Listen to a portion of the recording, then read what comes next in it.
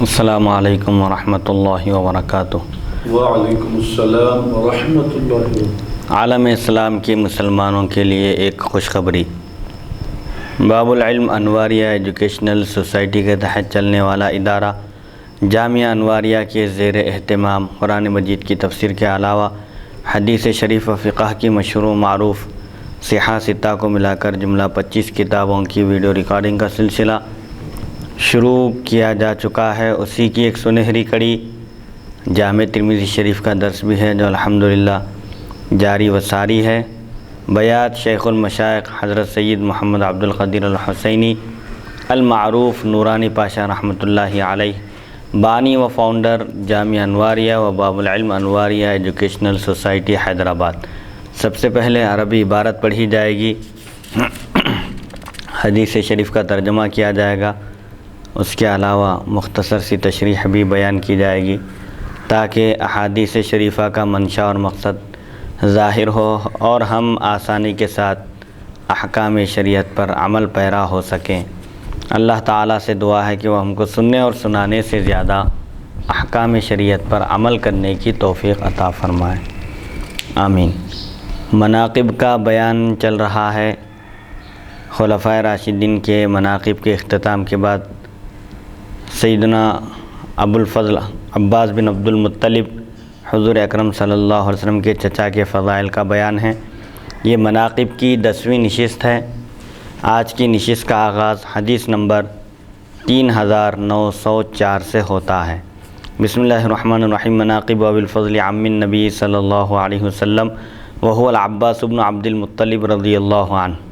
حدثنا قتيبة حدثنا ابو عوانة عن يزيد بن ابي زياد عن عبد الله بن الحارث قال حدثني عبد المطلب بن ربيعة بن الحارث بن عبد المطلب ان العباس بن عبد المطلب دخل على رسول الله صلى الله عليه وسلم مغضبا وانا عنده فقال ما اغضبك؟ قال يا رسول الله ما لنا ولقريش اذا تلاقوا بينهم تلاقوا بوجوه مبشرة وإذا لقونا بغير ذلك قال فغضب رسول الله صلى الله عليه وسلم حتى احمر وجهه ثم قال والذي نفسي بيده لا يدخل قلب رجل الإيمان حتى يحبكم لله ولرسوله ثم قال يا أيها الناس من آذى عمي فقد آذاني فإنما عم الرجل سنو أبيه۔ هذا حديث حسن صحيح۔ حضرت ابو الفضل عباس بن عبد المطلب رضی اللہ عنہ کے فضائل اور مناقب کا بیان۔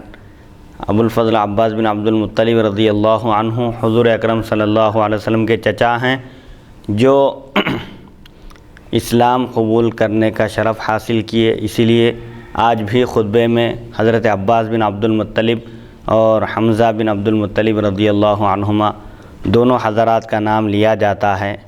حضرت ابو الفضل عباس بن عبد المطلب رضی اللہ عنہ جنگ بدر میں کفار کے اصرار کی وجہ سے شریک ہوئے تھے، ورنہ آپ کے دل میں مسلمانوں کے خلاف جنگ کرنے کا ارادہ نہیں تھا۔ آپ بحالت مجبوری مشرکین کے ساتھ، کفار قریش کے ساتھ میدان بدر میں، میدان جنگ میں تشریف لائے، اور پھر قیدی بن کر جب حضور صلی اللہ علیہ وسلم کے پاس آئے تو حضور صلی اللہ علیہ وسلم نے آپ سے فدیہ لے کر آپ کو رہا کر دیا۔ اور جب فدیے کی بات آئی تو رسول اللہ صلی اللہ علیہ وسلم نے حضرت عباس بن عبد المطلب رضی اللہ عنہ سے فرمایا کہ آپ بھی فدیہ دے کر اپنی جان چھڑائیے اور اپنی رہائی کے لیے کوشش کیجیے۔ تو آپ نے کہا کہ میرے پاس فدیہ دینے کے لیے مال نہیں ہے، تو رسول اللہ صلی اللہ علیہ وسلم نے فرمایا آپ نے مکہ مکرمہ میں نکلنے سے پہلے اپنے اہلیہ کے پاس، حضور صلی اللہ علیہ وسلم کی چچی کے پاس مال رکھایا تھا آپ نے، حالانکہ اس کا علم کسی تیسرے کو نہیں تھا، لیکن رسول اللہ صلی اللہ علیہ وسلم نے فرمایا کہ آپ آتے وقت اپنے اہلیہ کے پاس مال رکھ کر آئے ہیں، اسی کے ذریعے آپ فدیہ دے کر رہائی کی کوشش کیجیے۔ بہرحال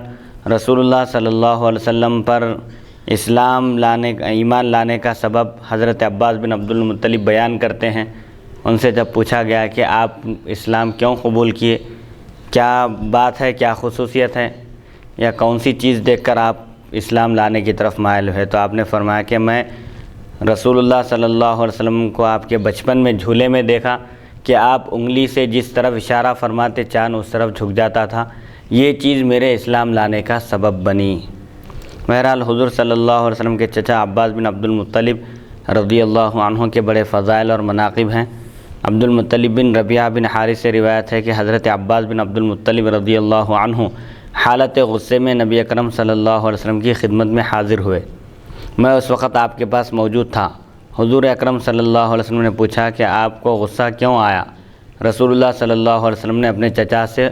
غصہ ہونے کا، ناراض ہونے کا سبب پوچھا تو انہوں نے عرض کیا، یا رسول اللہ صلی اللہ علیہ وسلم، ہمارے بارے میں قریش کی عجیب حالت ہے۔ ہمارا اور قریش کا معاملہ عجیب ہو گیا ہے۔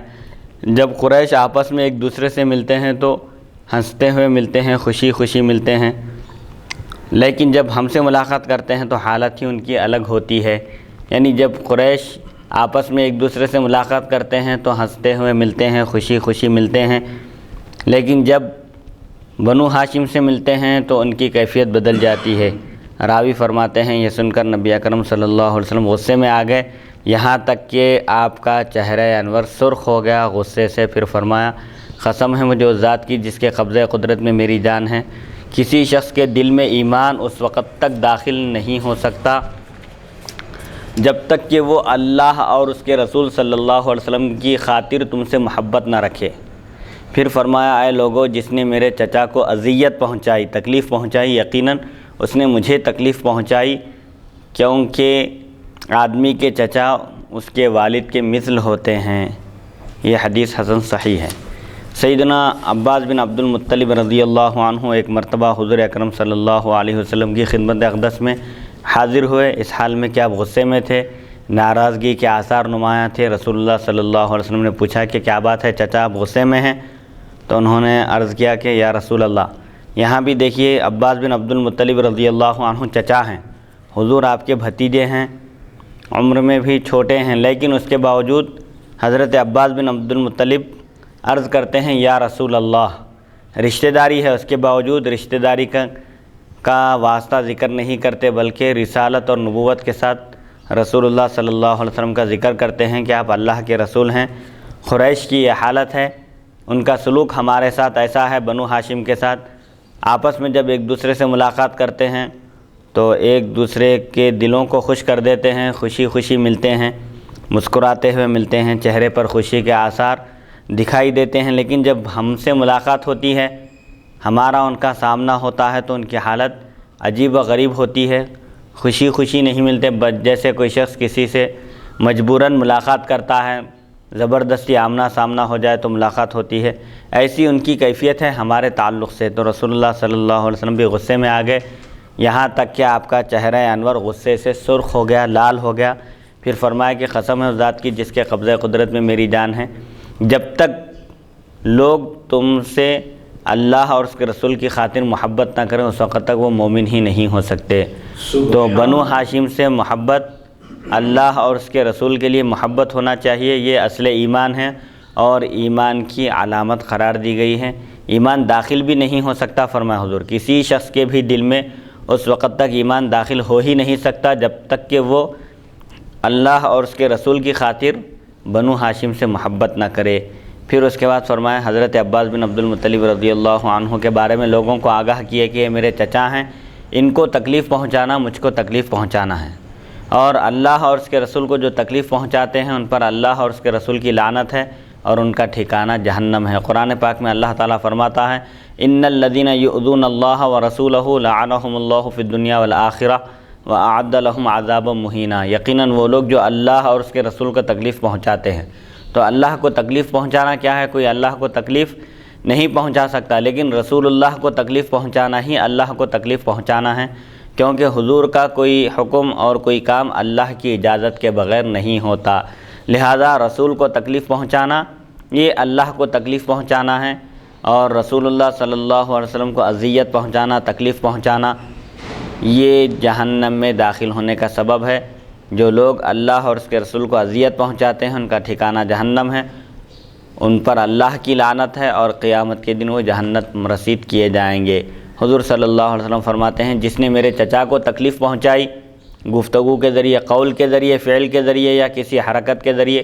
اس نے میرے چچا کو تکلیف نہیں پہنچائی بلکہ مجھے تکلیف پہنچائی، کیونکہ کسی بھی آدمی کے چچا ان کے والد کی طرح ہوتے ہیں۔ چچا کا مرتبہ والد کے برابر ہے، یعنی والد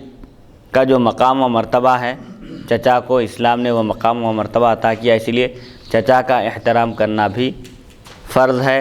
اور چچا کا بھی ایک مقام و مرتبہ ہوتا ہے۔ تو عباس بن عبد المطلب رضی اللہ عنہ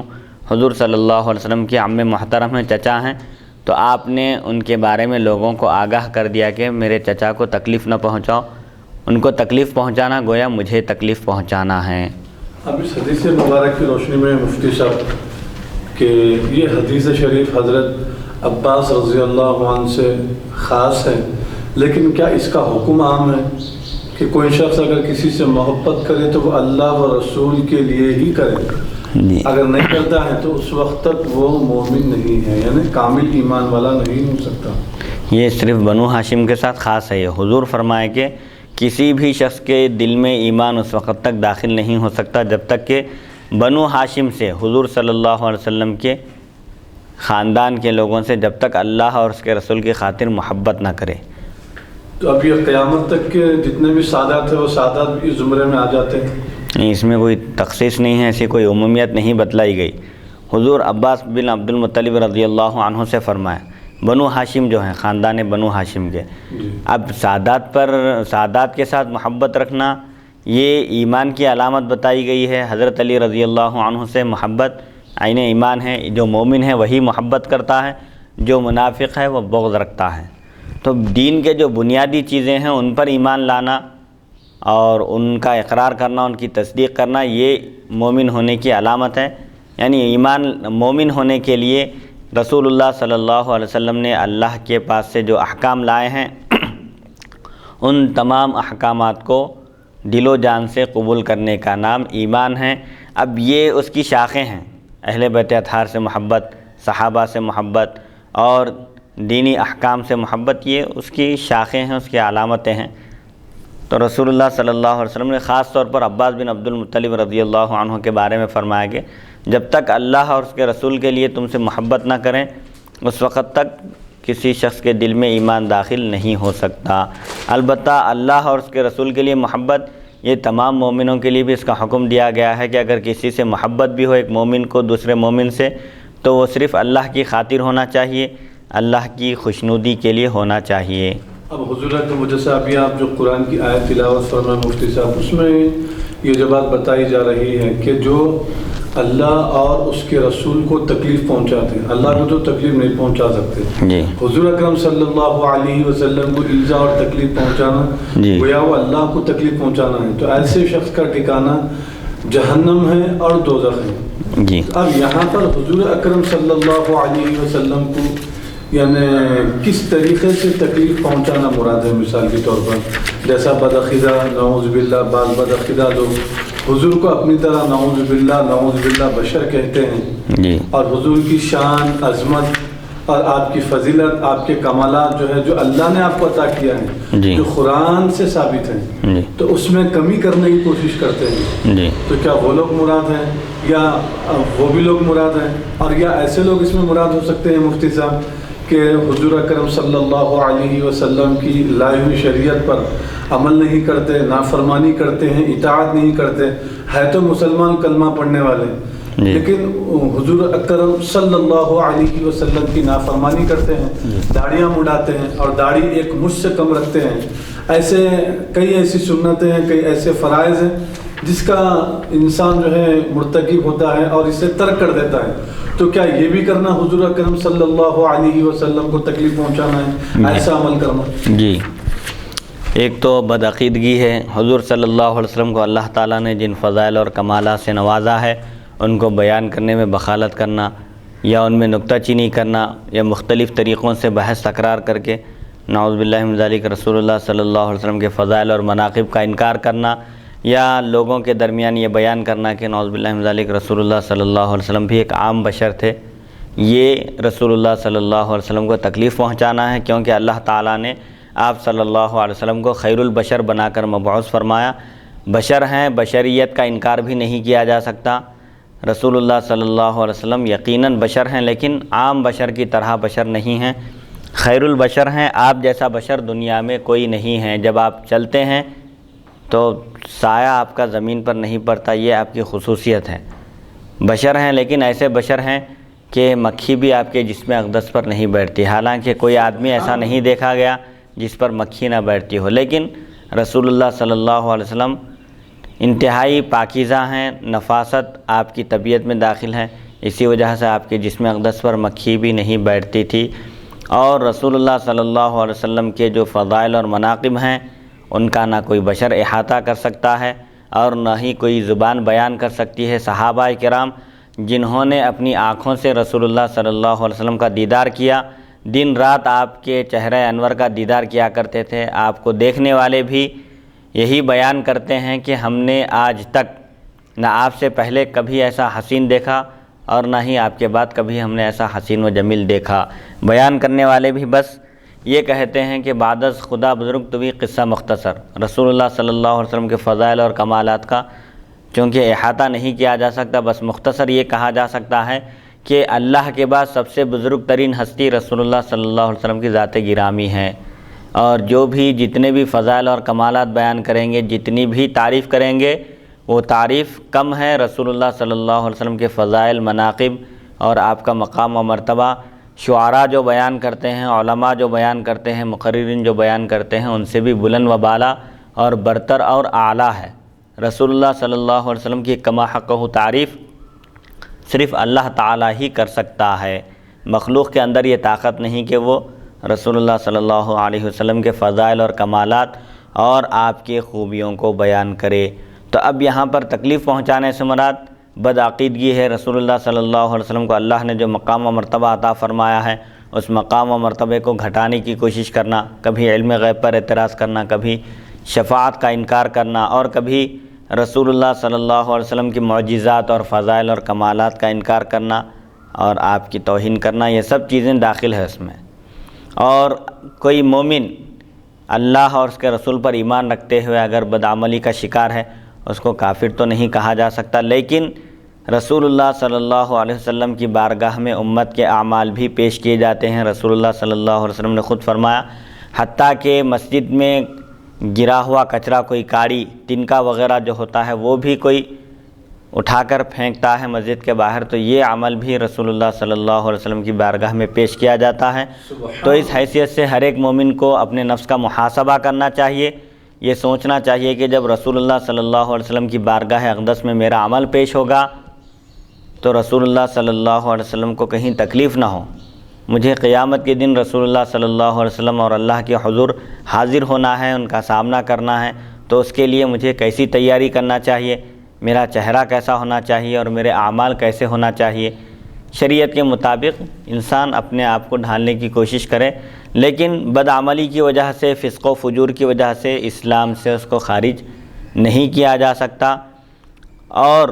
سنتوں کو ترک کرنے سے یا یہودیوں کی مشابہت اختیار کرنے سے رسول اللہ صلی اللہ علیہ وسلم ناراض ہوتے ہیں، اس لیے رسول اللہ صلی اللہ علیہ وسلم کی ناراضگی کا کوئی کام نہیں کرنا چاہیے، ورنہ دنیا اور آخرت دونوں بھی تباہ ہو جاتے ہیں۔ ایک واقعہ ہے جو بیان کر کے میں انشاءاللہ آگے بڑھوں گا۔ ایک شخص مشہور شاعر تھے، غالباً ایرانی شاعر تھے یا ہندوستانی، بہرحال وہ ان کے اشعار سن کر ایک شخص ان سے ملاقات کا مشتاق ہوا، اس کے دل میں خواہش پیدا ہوئی، شوق ہوا کہ وہ اس شاعر سے ملاقات کرے۔ اتفاق سے جس وقت وہ شخص اس شاعر سے ملاقات کرنے کے لیے پہنچا تو وہ شاعر داڑھی منڈھا رہے تھے، داڑھی کاٹ رہے تھے، تو شخص یہ منظر دیکھ کر حیرت میں پڑ گیا اور کہنے لگا کہ ارے آپ داڑھی منڈھا رہے ہیں، کٹ کر رہے ہیں پوری؟ تو انہوں نے کہا کہ ہاں میں داڑھی منڈھا رہا ہوں، کسی کا دل نہیں دکھا رہا ہوں۔ تو فوراً اس آنے والے شخص نے کہا ارے کیوں نہیں، آپ تو داڑھی منڈا کر رسول اللہ صلی اللہ علیہ وسلم کا دل دکھا رہے ہیں۔ جیسے ہی اس شخص نے کہا، وہ شخص داڑھی منڈانے سے باز آ گیا، رک گئے اور توبہ کیے۔ اس کے بعد کہا کہ تم نے میری آنکھ کھول دی، تمہاری وجہ سے میں متنبہ ہو گیا، میں اس کے بعد کبھی داڑھی نہیں منڈاؤں گا۔ تو داڑھی منڈانا یا غیر شرعی کام کرنے سے رسول اللہ صلی اللہ علیہ وسلم ناراض ہوتے ہیں، کیونکہ اب مسلمانوں کی حیث پہلے عام طور پر آگاہ کر دیا جاتا تھا، کسی سے کوئی گناہ ہوتا، کوئی تنبیہ ہوتی تھی، کوئی خواب میں دیکھتے، کوئی بہرحال کسی نہ کسی طریقے سے تنبیہ ہو جاتی تھی، لیکن اب ماحول یہ ہو گیا ہے کہ لوگ برائیوں کو بھی، یہ شیطان کی یہ چال ہے کہ وہ برائیوں کو بھی نیکی کی صورت میں پیش کرتا ہے، اور لوگ برائی کو برائی سمجھ کر نہیں کرتے بلکہ اس کو ایک خیر کا سبب یا نیکی سمجھ کر کرتے ہیں۔ اسی وجہ سے لوگ برائیوں سے باز نہیں آ رہے ہیں، برائی کر رہے ہیں لیکن برائی کو اچھا سمجھ کر کر رہے ہیں، اسی وجہ سے سرکشی میں اضافہ ہو رہا ہے۔ یہ شیطان کا ایک ہتھ کنڈا ہے، اس کی چال ہے کہ وہ برائی کو برائی کی شکل میں نہیں بلکہ برائی کو اچھائی کی شکل میں پیش کرتا ہے، تو انسان اس کو برا نہیں سمجھتا، اور جب برا نہیں سمجھتا تو اس سے باز بھی نہیں آتا۔ بہرحال رسول اللہ صلی اللہ علیہ وسلم کو تکلیف پہنچانا یا اللہ کو تکلیف پہنچانا ہے، اور رسول اللہ صلی اللہ علیہ وسلم کو تکلیف پہنچانے سے اس شخص کا ٹھکانہ جہنم ہے، اللہ کی بھی اس شخص پر لعنت ہے۔ اللہ اکبر۔ حدیث نمبر 3905 حدثنا احمد بن ابراہیم الدورقی حدثنا شبابۃ حدثنا ورقاء عن ابی الزناد عن الاعرج عن ابی ہریرہ ان النبی صلی اللہ علیہ وسلم قال العباس عم رسول اللہ صلی اللہ علیہ وسلم وان عم الرجل سنو ابیہ او من سنو ابیہ هذا حدیث حسن غریب لا نعرفه من حدیث ابی الزناد الا من هذا الوجہ۔ حضرت ابو ہریرہ رضی اللہ عنہ سے روایت ہے، نبی اکرم صلی اللہ علیہ وسلم نے فرمایا،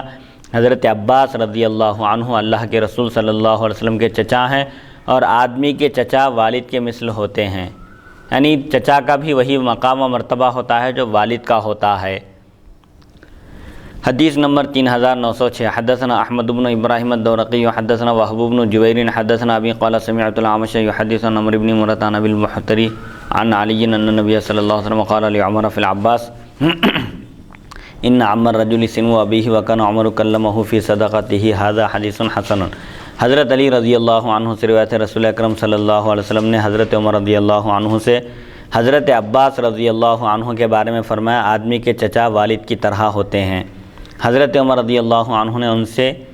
ان کی زکوٰۃ کے بارے میں پوچھا تھا، یہ حدیث حسن ہے۔ حضرت عمر رضی اللہ عنہ حضرت عباس رضی اللہ عنہ کو شاید زکوٰۃ دینے کا ارادہ کیا تو رسول اللہ صلی اللہ علیہ وسلم نے فرمایا کہ آدمی کے چچا والد کی طرح ہوتے ہیں، تو سادات خاندان بنو ہاشم کے لیے صدقہ کھانا، ان کے لیے صدقہ لینا حلال نہیں ہے۔ عباس رضی اللہ عنہ میرے چچا ہیں، ان کے لیے بھی صدقہ اور زکوٰۃ حرام ہے۔ حدیث نمبر 3907 حدثنا ابراہیم بن سعید الجوہری حدثنا عبد الوهاب بن عطاء عن ثور بن یزید عن مکحول عن قریب عن ابن عباس قال قال رسول اللہ صلی اللہ علیہ وسلم للعباس اذا كان غداة الاثنين فأتني انت وولدك حتى ادعو لهم بدعوة ينفعك الله بها وولدك فغدا وغدونا معه فألبسنا كساء ثم قال اللهم اغفر للعباس وولده مغفرة ظاهرة وباطنة لا تغادر ذنبا اللهم احفظه في ولده هذا حدیث حسن غریب لا نعرفه الا من هذا الوجہ۔ حضرت ابن عباس رضی اللہ عنہما سے روایت ہے، رسول اکرم صلی اللہ علیہ وسلم نے ان سے فرمایا، جب پیر کی صبح ہو تو خود بھی میرے پاس آنا۔ اس سے حضرت عباس سے فرما رہے ہیں رسول اللہ صلی اللہ علیہ وسلم کہ جب پیر کی صبح ہو جائے تو تم اپنے صاحبزادوں کو بھی میرے پاس لانا، خود بھی آنا اور اپنے صاحبزادوں کو بھی لانا، تاکہ میں ایسی دعا مانگوں جو آپ کے لیے اور آپ کی اولاد کے لیے نفع بخش ہو۔ پیر کے دن آنا، میں انشاءاللہ دعا کروں گا، ایسی دعا کروں گا جس کے ذریعے آپ کو بھی فائدہ پہنچے گا اور آپ کی آنے والی قیامت تک نسل کے لیے بھی فائدہ پہنچے گا۔ حضرت عباس رضی اللہ عنہ ہم کو لے کر پیر کی صبح حاضر ہوئے۔ حضرت ابن عباس فرماتے ہیں کہ حضرت عباس جو آپ کے والد محترم ہیں لے کر حاضر ہوئے تو نبی کریم صلی اللہ علیہ وسلم نے ہمیں ایک چادر اڑھا کر دعا مانگی، اے اللہ حضرت عباس اور ان کی اولاد کی ظاہری و باطنی مغفرت فرما۔ ظاہری اور باطنی یعنی چھپے ہوئے اور کھلے ہوئے گناہوں کو بخش دے، جو ایک گناہ بھی نہ چھوڑے، ایسی مغفرت ہو ان کی کہ مکمل یہ پاک ہو جائیں گناہوں سے، کوئی گناہ ان کا ظاہری اور باطنی باقی نہ رہے۔ اے اللہ تو ان کو ان کی اولاد میں معزز رکھ،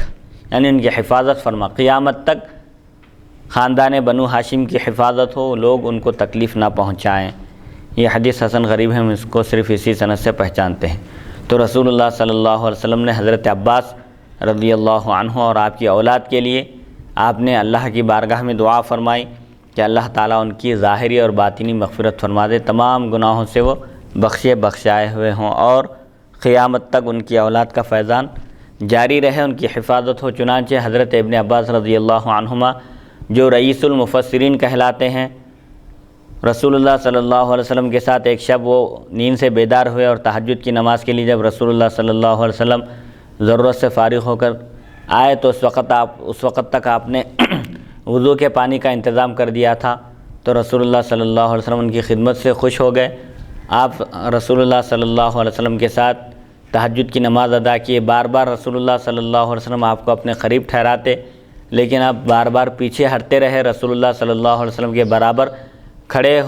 نہیں ہوئے۔ تو رسول اللہ صلی اللہ علیہ وسلم نے نماز کے بعد آپ سے پوچھا کہ اے ابن عباس، میں تم کو بار بار اپنے قریب کھڑا کر رہا تھا، تم کیوں پیچھے ہٹ رہے تھے؟ تو انہوں نے عرض کیا کہ ابن عباس میں یہ ہمت نہیں کہ وہ رسول اللہ صلی اللہ علیہ وسلم کے برابر کھڑے ہو سکے۔ ادب، آپ کے ادب سے خوش ہو کر رسول اللہ صلی اللہ علیہ وسلم نے اللہ کی بارگاہ میں ہاتھ اٹھائے اور دعا کی کہ اللہم علمہ الکتاب والتأویل والحکمہ، اور بعض احادیث شریفہ میں فقہ کے بھی الفاظ ہیں۔ چنانچہ رسول اللہ صلی اللہ علیہ وسلم کی یہ دعا قبول ہوئی اور حضرت ابن عباس رضی اللہ عنہما کو صحابہ کے درمیان ایک ایسا مقام ملا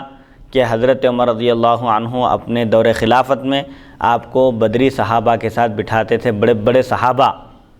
اکابر صحابہ کے ساتھ آپ کو بٹھاتے تھے، جبکہ آپ ان کے بیٹوں کی عمر کے تھے۔ ہر بشری تقاضے کے لحاظ سے، بشری اعتبار سے بعض صحابہ کے دل میں خیال آیا کہ حضرت عمر رضی اللہ عنہ ابن عباس کو یہ مقام و مرتبہ عطا کرتے ہیں جبکہ یہ ہمارے بچوں کی عمر کے ہیں۔ تو حضرت عمر رضی اللہ عنہ نے فرمایا کہ ایک دن میں بتاؤں گا کہ میں ان کا احترام اتنا کیوں کرتا ہوں اور ان کو میں نے یہ مقام کیوں عطا کیا۔ چنانچہ آپ ایک دن موقع پا کر آپ نے صحابہ کرام سے سورہ نصر کی تفسیر پوچھی، اذا جاء نصر اللہ والفتح، جب یہ آیت نازل ہوئی اس کا کیا مطلب ہے، آپ لوگ کیا سمجھے؟ تو صحابہ نے، اکابر صحابہ جو اس کا مطلب سمجھے تھے، بیان کیے کہ جب فتح و نصرت حاصل ہو، کامیابی حاصل ہو، تو اللہ تعالیٰ کی تسبیح اور اس کی پاکی بیان کرنا چاہیے، اس کا شکر بجا لانا چاہیے اور اپنے گناہوں کی مغفرت طلب کرنا چاہیے۔ پھر جب ابن عباس رضی اللہ عنہما سے پوچھا گیا تو آپ نے فرمایا کہ اس میں رسول اللہ صلی اللہ علیہ وسلم کے وصال با کمال کی طرف اشارہ ہے کہ جب کوئی چیز کمال کو پہنچتی ہے اور فتح و نصرت سے ہمکنار ہوتی ہے تو پھر اس کے بعد اس کو اللہ کی طرف لوٹنا ہوتا ہے۔ تو حضرت عمر رضی اللہ عنہ نے فرمایا، دیکھو اس کی جو تفسیر انہوں نے بیان کی ہے میں بھی یہی تفسیر جانتا ہوں، سمجھتا ہوں، لہٰذا میں اسی وجہ سے ان کو یہ مقام و مرتبہ عطا کیا۔ بہرحال حضور صلی اللہ علیہ وسلم کی اس دعا کے طفیل حضرت عباس رضی اللہ عنہ کی اولاد میں قیامت تک برکت رہے گی، اور حضور صلی اللہ علیہ وسلم نے ان لوگوں کے لیے ظاہری باطنی مغفرت کی بھی دعا کی۔ حضرت ابن عباس رضی اللہ عنہما آپ ہی کے صاحب زادے ہیں۔ حدیث نمبر 3908۔ صاحب یہ جو دعا جو بتائی گئی ہے تو یہ بھی قیامت تک جتنے سادات آنے والے ہیں، جتنے عباسی ہیں جی ان کے لیے یہ دعائیں۔ جی حدیث نمبر 3980۔ مناقب جعفر بن ابی طالب رضی اللہ عنہ۔ حدثنا علی بن حجر حدثنا عبداللہ بن جعفر عن العلاء بن عبد الرحمن عن ابیہ عن ابی ہریرہ قال قال رسول اللہ صلی اللہ علیہ وسلم رأیت جعفر یطیر فی الجنة مع الملائکۃ۔ هذا حدیث غریب من حدیث ابی ہریرہ لا نعرفه الا من حدیث عبداللہ بن جعفر وقد ضعف یحیی بن معین وغیرہ عبداللہ بن جعفر وهو والد علی بن المدینی وفی الباب عن ابن عباس۔ حضرت جعفر بن ابی طالب رضی اللہ عنہ کے مناقب کا بیان۔ جعفر بن ابی طالب رضی اللہ عنہ یہ رسول اللہ صلی اللہ علیہ وسلم کے چچا زاد بھائی ہیں، حضرت علی رضی اللہ عنہ کے بھائی ہیں خاص۔ حضرت ابو ہریرہ رضی اللہ عنہ سے روایت ہے، نبی اکرم صلی اللہ علیہ وسلم نے فرمایا، میں نے جعفر رضی اللہ عنہ کو جنت میں فرشتوں کے ساتھ اڑتے ہوئے دیکھا ہے، اسی لیے آپ کو جعفر طیار کہا جاتا ہے۔ طیار کے معنی اڑنے والے۔ فرشتوں کے ساتھ میں نے جعفر کو جنت میں اڑتے ہوئے دیکھا ہے۔ حضرت جعفر رضی اللہ عنہ کفار قریش کی جب تکالیف بڑھ گئی تو آپ نے رسول اللہ صلی اللہ علیہ وسلم کی جانب سے اجازت ملنے پر حبشہ کی طرف ہجرت فرمائی، اور وہاں کے بادشاہ کے سامنے آپ نے ایک زبردست تقریر کی۔ اس نے اسلام کے بارے میں جب پوچھا تو آپ نے اسلام کے بارے میں بیان کیا کہ رسول اللہ صلی اللہ علیہ وسلم کی آمد سے پہلے ہم کمزور تھے، ہماری کوئی اہمیت نہیں تھی، لیکن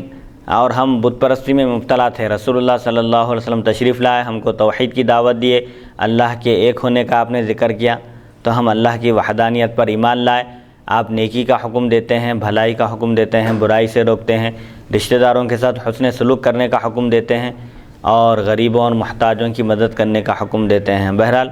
جعفر بن ابی طالب رضی اللہ عنہ جب حبشہ کی ہجرت سے ایک موقع پر تشریف لائے تو رسول اللہ صلی اللہ علیہ وسلم سے ملاقات کیے، مصافحہ کیے، معانقہ کیے اور فرمایا، اسی وقت آپ کے پاس فتح خیبر کی بھی خوشخبری آئی تھی، تو آپ نے فرمایا کہ میں بتا نہیں سکتا کہ میں جعفر کے آنے سے زیادہ خوش ہوا یا فتح خیبر کی مجھے زیادہ خوشی ہے۔ رسول اللہ صلی اللہ علیہ وسلم نے حضرت جعفر رضی اللہ عنہ کے بھی اس طرح جنتی ہونے کی گواہی دی کہ میں نے جعفر کو جنت میں فرشتوں کے ساتھ سیر کرتے ہوئے دیکھا ہے۔ حدیث نمبر 3909۔ حدثنا محمد بن بشار حدثنا عبد الوهاب الثقفي حدثنا خالد الحذان كريمة عن ابي هريرة قال ما حدث النعال ولا انتعل ولا ركب المطايا ولا ركب الكرة بعد رسول الله صلی اللہ علیہ وسلم افضل من جعفر هذا حدیث حسن صحیح غریب۔ حضرت ابو ہریرہ رضی اللہ عنہ سے روایت ہے، رسول اکرم صلی اللہ علیہ وسلم کے بعد حضرت جعفر سے بہتر نہ کسی نے جوتیاں پہنی، نہ اونٹنی پر سوار ہوا اور نہ ہی گھوڑے کی زین پر سوار ہوا۔ یہ حدیث حسن صحیح غریب ہے، یعنی رسول اللہ صلی اللہ علیہ وسلم کی جو ادائیں تھیں اس میں مکمل نقش قدم پر چلنے والے اور اسی نہج پر کام کرنے والے میں نے جعفر رضی اللہ عنہ سے بہتر کسی کو نہیں دیکھا۔ جس طرح رسول اللہ صلی اللہ علیہ وسلم جوتیاں پہنا کرتے تھے آپ بھی ویسے ہی پہنتے تھے، پہننے کا انداز بھی آپ کا وہی تھا، اور اتارتے تو بھی ویسے ہی اتارتے تھے، اور اونٹ پر سوار ہوتے تو جس طرح رسول اللہ صلی اللہ علیہ وسلم سوار ہوتے تھے ایسے ہی آپ بھی سوار ہوتے تھے۔ یعنی آپ سے زیادہ مشابہت میں نے کسی اور میں نہیں دیکھی جو رسول اللہ صلی اللہ علیہ وسلم کے افعال میں، آپ کے کردار میں اور آپ کے کاموں میں آپ کی مشابہت اختیار کریں۔ حدیث نمبر 3910۔ حدثنا محمد بن اسماعیل حدثنا عبید اللہ بن موسیٰ عن اسرائیل عن ابی اسحاق عن البراء بن عازب ان النبی صلی اللہ علیہ وسلم قال لجعفر بن ابی طالب اشبہت خلقی وخلقی وفی الحدیث قصۃ ھذا حدیث صحیح۔ حضرت براء بن عازب رضی اللہ عنہ سے روایت ہے، نبی اکرم صلی اللہ علیہ وسلم نے حضرت جعفر بن ابی طالب رضی اللہ عنہ سے فرمایا، تم صورت و سیرت میں میرے مشابہ ہو۔ حضرت جعفر رضی اللہ عنہ میں مشابہت تھی رسول اللہ صلی اللہ علیہ وسلم کی صورت کی بھی اور آپ کے اخلاق کی بھی، یعنی صورت اور سیرت ظاہر اور باطن میں آپ کو رسول اللہ صلی اللہ علیہ وسلم سے مشابہت حاصل تھی، اسی لیے رسول اللہ صلی اللہ علیہ وسلم نے فرمایا کہ تم میرے ہم شبیہ ہو، شکل و صورت میں بھی اور سیرت اور کردار میں بھی، یعنی ظاہری حالت میں بھی مجھ سے ملتے جلتے ہو اور میرے صفات اور میرے کمالات کے بھی تم مشابہت رکھتے ہو۔ حدیث نمبر 3911۔ حدثنا ابو سعید الاشج حدثنا اسماعیل بن ابراہیم ابو یحییٰ التیمی حدثنا ابراہیم ابو اسحاق المخزومی عن سعید المقبری عن ابی ہریرہ قال ان كنت لاسأل الرجل من اصحاب النبی صلی اللہ علیہ وسلم عن الآیات من القرآن انا اعلم بها منه ما اسأله الا ليطعمني شيئا فكنت اذا سألت جعفر بن ابي طالب لم يجبني حتى يذهب بي الى منزله فيقول لامرأته يا اسماء اطعمينا فاذا اطعمتنا اجابني وكان جعفر يحب المساكين ويجلس اليهم ويحدثهم ويحدثونه فكان رسول الله صلى الله عليه وسلم يكنيه بأبي المساكين هذا حديث غريب وابو اسحاق المخزومي هو ابراهيم بن الفضل المديني وقد تكلم فيه بعض اهل الحديث من قبل حفظه۔ حضرت ابو ہریرہ رضی اللہ عنہ سے روایت ہے، فرماتے ہیں میں باوجود زیادہ علم رکھنے کے البتہ ضرور میں نبی اکرم صلی اللہ علیہ وسلم کے صحابہ میں سے کسی سے قرآنی آیات کے بارے میں دریافت کرتا تھا، حالانکہ میں ان کے بارے میں ان سے زیادہ جانتا تھا، جانتے بوجھتے، محض اس لیے پوچھتا تھا تاکہ وہ میری حالت دیکھ کر، میری کیفیت دیکھ کر مجھے کچھ کھانا کھلائیں گھر لے جا کر۔ میرے پوچھنے کا مقصد یہ ہوتا تھا، حالانکہ ابو ہریرہ رضی اللہ عنہ اصحاب صفہ میں ہیں، آپ کا شمار، دن رات آپ رسول اللہ صلی اللہ علیہ وسلم کی خدمت اقدس میں حاضر رہتے تھے، لیکن اس کے باوجود آپ بعض صحابہ کرام سے قرآنی آیات کے بارے میں، ان کی تشریح، ان کی تفسیر، ان کے معنی اور مفہوم کو پوچھا کرتے تھے۔ مقصد کیا تھا؟ حالانکہ آپ اس آیت کے بارے میں خوب جانتے تھے، آپ کو علم تھا، اس کے باوجود پوچھتے تھے، علم رکھنے کے باوجود محض اس لیے پوچھتے تھے تاکہ وہ آپ کی کیفیت ملاحظہ کر کے آپ کو کچھ کھلا دیں۔ لیکن میں جب حضرت جعفر بن ابی طالب سے پوچھتا تو وہ جواب نہ دیتے، یہاں تک کہ مجھے اپنے ساتھ اپنے گھر لے جاتے اور اپنی زوجہ سے فرماتے کہ اے اسماء ہمیں کھانا کھلاؤ، یعنی کھانے کا انتظام کرو، جو کچھ بھی ہے گھر میں پیش کر دو۔ جب وہ ہمیں کھانا کھلا کر فارغ ہوتی تو حضرت جعفر مجھے جواب دیتے۔ حضرت جعفر مساکین سے محبت کرتے اور ان کے ساتھ بیٹھتے اور ان سے گفتگو کرتے تھے۔ آپ کو مساکین سے بے حد محبت تھی، ان کے ساتھ بیٹھنے میں آپ عار اور شرم محسوس نہیں کرتے تھے، بلکہ بلا جھجک آپ ان کے ساتھ مجالست اختیار کرتے، ان کی ہمنشینی اختیار کرتے، ان کے ساتھ بیٹھتے، ان کی گفتگو سنتے، ان کی دلجوئی کرتے اور ان کو خوش کرتے تھے۔ اسی وجہ سے نبی اکرم صلی اللہ علیہ وسلم ان کو ابو المساکین کی کنیت سے پکارتے تھے۔ ابو المساکین یعنی مساکین کے ساتھ رہنے والے، مساکین سے محبت کرنے والے۔ جو شخص جس چیز سے وابستہ ہو جاتا ہے، جس چیز سے زیادہ لگاؤ ہوتا ہے، اس کی نسبت اس کی طرف کر دی جاتی ہے۔ چونکہ آپ کو مساکین سے محبت تھی، ہمدردی تھی، ان کی گفتگو سنتے، ان کے مسائل سنتے اور ان کے ساتھ ہمدردی کا مظاہرہ کرتے تھے، ان کی مدد کرتے تھے، اسی لیے رسول اللہ صلی اللہ علیہ وسلم آپ کو ابو المساکین کہا کرتے تھے، مساکین سے محبت کرنے والے۔ ابھی حدیث شریف سے یہ بات معلوم ہوئی کہ اگر کوئی شخص دین کی خدمت کر رہا ہو اور کوئی شخص مخلوق کی خدمت کر رہا ہو تو کوئی اگر کوئی لقب یا اس کی مناسبت سے جو خدمت کی جا رہی ہے کوئی لقب ان کو جو ہے عطا فرماتے ہیں، کوئی بزرگ ہو یا کوئی ساتھی یا کوئی اللہ کے نیک بندے، جب کوئی لقب ان کو عطا فرماتے ہیں تو گویا ایسا لقب ان کو عطا فرمانا، عطا کرنا، یہ حضور اکرم صلی اللہ علیہ وسلم کی سنت مبارکہ ہے اور ایسا کیا جا سکتا ہے۔ اب جیسا ہمارے شہر حیدرآباد دکن کے شیخ الجامعہ مفتی خلیل احمد حفظہ اللہ کو مفکر اسلام جو ہے کا لقب عطا فرمایا گیا نظامیہ کے دیگر علماء کرام کی جانب سے۔ تو ایسے مختلف جو القابات ہیں، جیسے عمدۃ المحدثین حضرت خواجہ شریف صاحب حفظہ اللہ شیخ الحدیث جامع نظامیہ، تو ایسا عمدۃ المحدثین کا لقب آپ کو عطا کیا۔ اسی طرح خطیب مکہ مسجد حضرت عبداللہ قریشی ازہری حفظہ اللہ، آپ کو بھی ایک لقب مصباح القراء کا لقب دیا گیا۔ بہرحال اس حدیث شریف میں اس بات کی رہنمائی ہے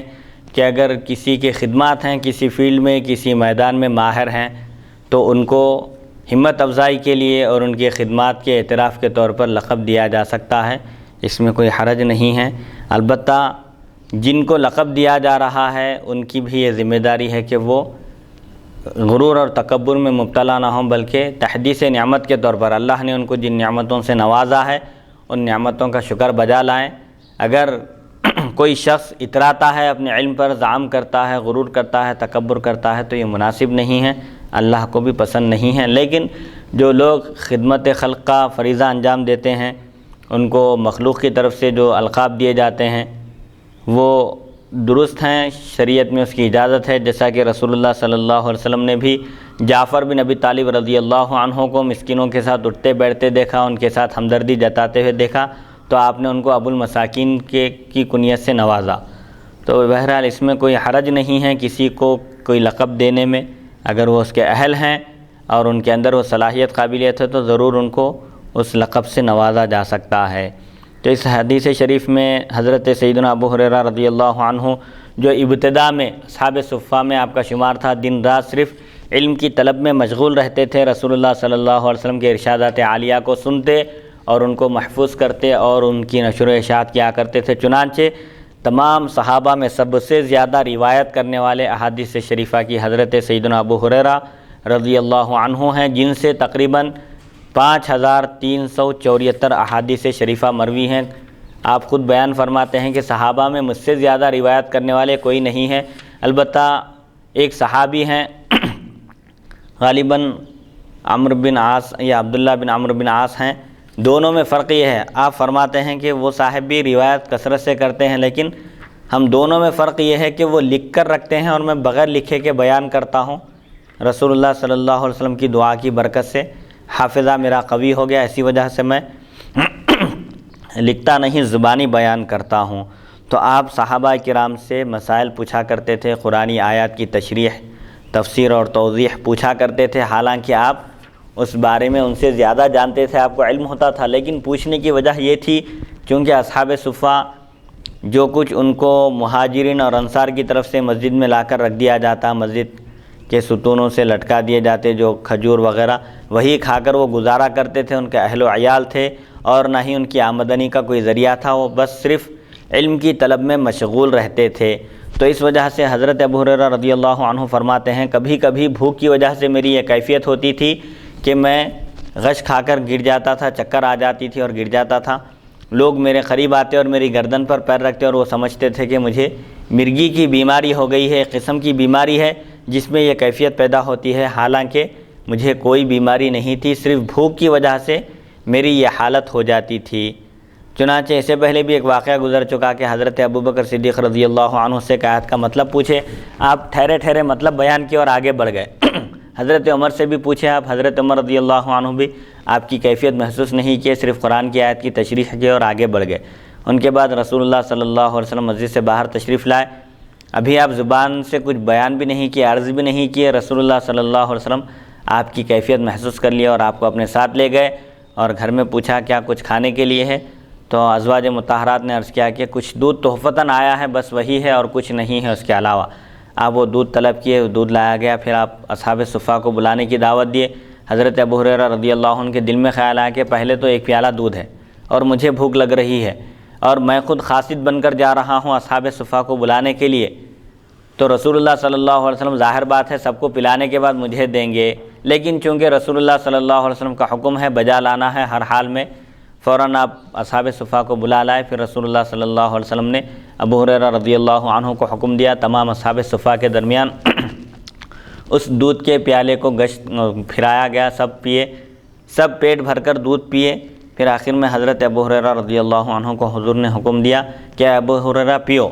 3-4 مرتبہ فرمایا۔ ابو ہریرہ رضی اللہ عنہ پیتے گئے، آخر میں عرض کیا کہ اب میرے پیٹ میں گنجائش نہیں ہے، میں شکم سیر ہو گیا۔ پھر رسول اللہ صلی اللہ علیہ وسلم بھی وہ دودھ نوش فرمائے۔ یعنی اتنے صحابہ کے درمیان صرف ایک پیالہ دودھ کافی ہو گیا اور سب کا پیٹ بھر گیا۔ یہ رسول اللہ صلی اللہ علیہ وسلم کا معجزہ ہے کہ تھوڑی سی چیز میں اللہ تعالیٰ کی طرف سے برکت عطا کی گئی اور سب کے سب اس دودھ سے اچھی طرح سیراب ہو گئے۔ تو بہرحال حضرت جعفر بن ابی طالب جب یہ کیفیت محسوس کرتے، آپ سے جب آپ پوچھتے ابو ہریرہ رضی اللہ عنہ تو آپ جواب نہیں دیتے تھے، بلکہ آپ کی کیفیت محسوس کر لیتے، تاڑ لیتے اور آپ کو اپنے گھر لے جاتے اور گھر میں جو کچھ بھی ہوتا ما حضر وہ کھانا کھلانے کے بعد اس کے بعد ان آیتوں کی تفسیر بیان کرتے تھے یا جو بھی مسئلہ پوچھا جاتا اس کا جواب دیتے تھے۔ تو یہ بھی ایک بہت بڑی بات ہے کہ آدمی کے نفسیات سے واقف ہونا اور اس کی کیفیت کو محسوس کرنا، ملاحظہ کرنا، یہ اساتذہ کرام کا طریقہ بھی رہا ہے کہ وہ طلباء کے ساتھ شفقت سے پیش آتے۔ بعض اساتذہ ایسے بھی تھے جو طلباء کی کفالت کرتے تھے، ان کی ذمہ داریوں کو خود اٹھاتے تھے، جیسا کہ سیدنا امام اعظم ابو حنیفہ رحمۃ اللہ علیہ کے شاگرد رشید امام ابو یوسف رحمۃ اللہ علیہ غریب تھے، آپ ایک دکان پر کام کیا کرتے تھے۔ حضرت امام اعظم نے فرمایا کہ آپ ہمارے پاس علم حاصل کرنے کے لیے آئیے، اور حضرت امام اعظم ابو حنیفہ رحمۃ اللہ علیہ امام ابو یوسف رحمۃ اللہ علیہ کو گھر کا خرچ چلانے کے لیے پیسے بھی دیا کرتے تھے تاکہ علم دین میں وہ مشغول رہیں، فکر معاش کی وجہ سے تعلیم کا سلسلہ ان سے ترک نہ ہو، یہ کہہ کر آپ ان کی امداد کیا کرتے تھے۔ اور حضرت جعفر بن ابی طالب رضی اللہ عنہ کو مسکینوں سے محبت تھی، فقیروں سے، محتاجوں سے، چونکہ وہ اللہ کے بہت زیادہ قریب ہوتے ہیں۔ حضور صلی اللہ علیہ وسلم نے فرمایا کہ ہر ایک چیز کی ایک کنجی ہوتی ہے اور جنت کی کنجی مسکینوں کی محبت ہے۔ فقراء سے محبت کرنا، مسکینوں سے، غریبوں سے محبت کرنا، یہ جنت کی کنجی ہے۔ اور صبر کرنے والے فقراء، ایسے فقیر نہیں جو واویلا مچاتے ہیں، اپنی قسمت کا رونا روتے ہیں اور ڈھنڈورا پیٹتے ہیں، وہ فقراء مراد نہیں ہیں، بلکہ وہ فقراء جو فقر و فاقے میں مبتلا ہیں، تنگ دستی کا شکار ہیں لیکن صبر کرنے والے ہیں، وہ قیامت کے دن اللہ کے ہم نشین ہوں گے، یعنی اللہ کی بارگاہ میں ان کو بیٹھنا نصیب ہوگا۔ حدیث نمبر 3912، مناقب ابی محمد الحسن بن علی بن ابی طالب والحسین بن علی بن ابی طالب رضی اللہ تعالی عنہما، حدثنا محمد بن غیلان حدثنا ابو داود الحفاری عن سفیان عن یزید بن ابی زیاد عن ابن ابی نعم عن ابی سعید قال قال رسول اللہ صلی اللہ علیہ وسلم الحسن والحسین سیدا شباب اہل الجنہ، حدثنا سفیان بن وکیع حدثنا جریر وابن فضیل عن یزید نحوه هذا حدیث صحیح حسن وابن ابی نعم هو عبد الرحمن بن ابی نعم البجلی الکوفی۔ سیدنا امام حسن اور سیدنا امام حسین رضی اللہ تعالی عنہما کے فضائل اور مناقب کا بیان۔ اہل بیت اطہار میں یہ دو شخصیتیں ہیں جو رسول اللہ صلی اللہ علیہ وسلم کے نواسے ہیں۔ رسول اللہ صلی اللہ علیہ وسلم ان دونوں حضرات سے بے حد محبت کیا کرتے تھے۔ جب امام حسن رضی اللہ عنہ کی ولادت باسعادت ہوئی، حضور صلی اللہ علیہ وسلم تشریف لائے، حضرت علی سے پوچھا کہ آپ نے ان کا کیا نام رکھا ہے؟ حضرت علی نے عرض کیا کہ میں نے ان کا نام حرب رکھا۔ عرب میں جو طریقہ تھا عام طور پر اس طرح کے نام رکھا کرتے تھے، حرب کے معنی جنگ کے ہیں، تو رسول اللہ صلی اللہ علیہ وسلم نے فرمایا ان کا نام حرب نہیں، یہ حسن ہے، ان کا نام حسن رکھو۔ چنانچہ رسول اللہ صلی اللہ علیہ وسلم نے آپ کا نام حسن رکھا، تحنیک فرمائی، جیسا کہ عام طور پر طریقہ ہے بچوں کے پیدا ہونے کے بعد تحنیک کی جاتی ہے، شہد چٹایا جاتا ہے اور کھجور نرم کر کے ان کے منہ میں ڈالا جاتا ہے، تو رسول اللہ صلی اللہ علیہ وسلم تحنیک فرمایا، آپ کا نام حسن رکھا۔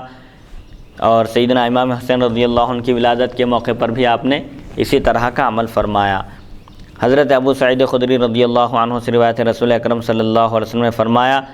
امام حسن اور امام حسین رضی اللہ عنہما جنتی نوجوانوں کے سردار ہیں۔ سیدنا امام حسن اور سیدنا امام حسین رضی اللہ عنہما کو اللہ تعالیٰ نے جنتی نوجوانوں کی سیادت کا شرف عطا فرمایا۔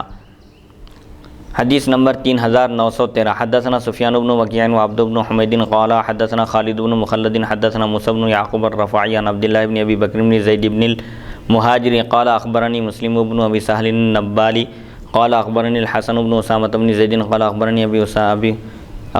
ابی اسامۃ بن زید قال ترکت النبی صلی اللہ علیہ وسلم ذات لیلۃ فی بعض الحاجۃ فخرج النبی صلی اللہ علیہ وسلم وهو مشتمل علی شیء لا ادری ما هو فلما فرغت من حاجتی قلت ما هذا الذي انت مشتمل علیہ فکشفه فاذا حسن وحسین علی ورکیہ فقال هذان ابناي وابنا ابنتی اللهم انی احبهما فاحبهما واحب من يحبهما هذا حدیث حسن غریب۔ حضرت اسامہ بن زید رضی اللہ عنہ سے روایت ہے، فرماتے ہیں میں ایک رات کسی کام کے لیے نبی کریم صلی اللہ علیہ وسلم کی خدمت اقدس میں حاضر ہوا۔ حضور صلی اللہ علیہ وسلم باہر تشریف لائے، آپ اس حال میں کہ آپ کوئی چیز لپیٹے ہوئے تھے، مجھے معلوم نہ ہو سکا کہ وہ کیا چیز ہے۔ میں جب اپنی ضرورت سے فارغ ہوا تو پوچھا کہ آپ نے کیا چیز لپیٹ رکھی ہے؟ آپ صلی اللہ علیہ وسلم نے کپڑا ہٹایا تو میں کیا دیکھتا ہوں کہ حضرت امام حسن اور حضرت امام حسین رضی اللہ عنہما دونوں آپ کی رانوں پر ہیں۔ رسول اللہ صلی اللہ علیہ وسلم دونوں کو ایک چادر میں لپیٹ کر باہر تشریف لائے تھے۔ آپ صلی اللہ علیہ وسلم نے پوچھنے پر فرمایا کہ یہ میرے بیٹے اور میری بیٹی کے بیٹے ہیں، یعنی رسول اللہ صلی اللہ علیہ وسلم سے خاص نسبت حاصل ہے، اس قدر قریبی تعلق ہے کہ رسول اللہ صلی اللہ علیہ وسلم نے ان دونوں کو اپنے بیٹے فرمایا اور اپنی بیٹی کے بیٹے فرمایا، اور اللہ کی بارگاہ میں عرض کیا کہ اے اللہ میں ان سے محبت کرتا ہوں، یہ دونوں مجھے محبوب ہیں، لہٰذا تو بھی ان دونوں کو محبوب رکھ، ان سے محبت رکھ، اور انہیں بھی جو ان سے محبت رکھیں، یعنی جو حسنین کریمین سے محبت کریں، اے اللہ تو ان کو بھی اپنا محبوب بنا لے۔ رسول اللہ صلی اللہ علیہ وسلم نے یہاں پر سیدنا امام حسن سیدنا امام حسین رضی اللہ عنہما کے حق میں دعا فرمائی کہ یہ عرض کیا اللہ تعالیٰ سے کہ میں ان دونوں کو محبوب رکھتا ہوں، میں ان دونوں کو چاہتا ہوں، ان دونوں سے محبت کرتا ہوں، لہٰذا تو بھی ان دونوں سے محبت کر، ان دونوں کا اپنا محبوب بنا لے، نہ صرف ان دونوں کو بلکہ ان دونوں سے محبت کرنے والوں کو بھی اپنا محبوب بنا لے۔ لہٰذا اہل بیت اطہار سے محبت یہ اللہ سے محبت کا سبب اور اللہ سے محبت کا ذریعہ ہے۔ جو اہل بیت اطہار سے محبت کرتے ہیں، اہل بیت اطہار کو چاہتے ہیں، ان کے حقوق ادا کرتے ہیں اور ان کے معاملے میں غایت درجے کی تعظیم اور احترام کا اہتمام کرتے ہیں، اللہ تعالیٰ کے بھی وہ محبوب بن جاتے ہیں۔ حدیث نمبر 3914 حدثنا عقبۃ بن مکرم البصری العمی حدثنا وهب بن جریر بن حازم حدثنا ابی عن محمد بن ابی یعقوب عن عبد الرحمن بن ابی نعم ان رجلا من اہل العراق سأل ابن عمر عن دم البعوض يصيب الصبا فقال ابن عمر انظروا الى هذا يسأل عن دم البعوض وقد قتلوا ابن رسول الله صلى الله عليه وسلم وسمعت رسول الله صلى الله عليه وسلم ان الحسن والحسين هما ريحانتي من الدنيا هذا حديث صحيح وقد رواه شعبة محمد بن ابي يعقوب وقد رواه ابو هريرة عن النبي صلى الله عليه وسلم نحو هذا وابن ابی نعم هو عبد الرحمن بن ابی نعم البجلی۔ عبد الرحمن بن ابی نعم سے روایت ہے کہ ایک عراقی نے حضرت ابن عمر رضی اللہ عنہما سے پوچھا کپڑے پر مچھر کا خون لگ جائے تو کیا حکم ہے؟ ایک عراقی کوفی نے ابن عمر رضی اللہ عنہما سے پوچھا کہ اگر کپڑے کو مچھر کا خون لگ جائے تو کیا کپڑا ناپاک ہو جائے گا؟ تو حضرت ابن عمر نے فرمایا اس کو دیکھو،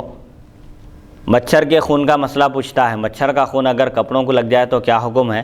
حالانکہ یہ وہ لوگ ہیں جنہوں نے رسول اللہ صلی اللہ علیہ وسلم کے نواسے کو شہید کیا، اس وقت خیال نہیں آیا کہ نواسے رسول کے خون سے اپنے ہاتھوں کو رنگین کیے. جب کیا حکم ہے نے پوچھے, مچھر کا خون کپڑے کو لگ گیا تو کیا ہوگا, یہ پوچھا جا رہا ہے. اور جبکہ میں نے رسول اللہ صلی اللہ علیہ وسلم سے سنا, آپ نے فرمایا حضرت حسین اور حضرت حسن اور حضرت حسین رضی اللہ عنہما میرے دنیا کے 2 پھول ہیں. تو رسول اللہ صلی اللہ علیہ وسلم نے ان کے یہ فضائل اور کمالات بیان کیے, ان کا یہ مقام و مرتبہ بیان کیا. اور یہی امت جو رسول اللہ صلی اللہ علیہ وسلم کا نام لیتی ہے, آپ پر ایمان لانے کا دعویٰ کرتی ہے, انہوں نے رسول اللہ صلی اللہ علیہ وسلم کے نواسے کو ظلماً شہید کیا. سیدنا امام حسین رضی اللہ عنہ کی شہادت کا واقعہ سن 61 ہجری 10 محرم الحرام کو پیش آیا. سیدنا علی رضی اللہ عنہ کی شہادت کے بعد خلافت کی ذمہ داری سیدنا امام حسن رضی اللہ عنہ نے سنبھالی. 6 مہینے جب مکمل ہو گئے اور خلافت اعلیٰ منہاج النبوت کی مدت ختم ہو گئی, جو مکمل 30 سال تھی, 30 سال کی مدت ختم ہونے کے بعد سیدنا امام حسن رضی اللہ عنہ نے حالات کو دیکھ کر حضرت امیر معاویہ رضی اللہ عنہ کے حق میں دستبرداری اختیار کی. آپ نے خلافت ترک کر دی اور امیر معاویہ رضی اللہ عنہ کے حوالے حکومت کی ذمہ داری اور سلطنت کی ذمہ داری آپ نے ان کے حوالے کر دی, جس کی پیشن گوئی خود رسول اللہ صلی اللہ علیہ وسلم نے فرمائی. جیسا کہ آگے حدیث میں آئے گا, حضور صلی اللہ علیہ وسلم نے فرمایا کہ میرا یہ بیٹا